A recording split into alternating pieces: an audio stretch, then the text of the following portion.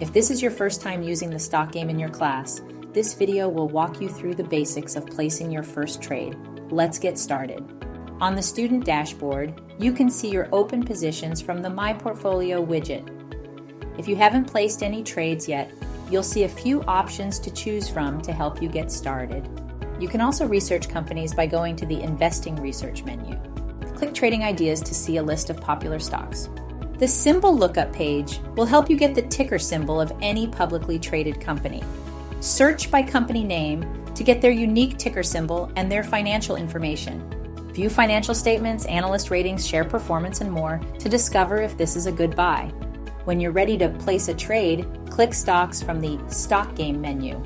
You can access all the other security types enabled in your class from this menu as well. On the trading page, choose the type of trade you want to make under Action. The default is buy, but you can also sell, short, or cover when placing a trade. Next, enter the ticker symbol and choose the right option from the drop-down menu. After you've entered the ticker symbol, you'll have access to company information to help you decide how many shares you want to purchase and at what price. In the quantity field, put in the total number of shares you want to buy. Under order type, choose if you want to purchase shares at the current market price or choose one of the other options. You can learn more about placing other order types, as well as other securities by going to the tutorial videos on the Stock Game menu. When you're done entering all the information, click Preview to review your order. Trade notes might be mandatory in your class. If so, you'll need to explain why you're placing this trade to continue. Next, click Confirm. Congratulations, you've just placed your first trade.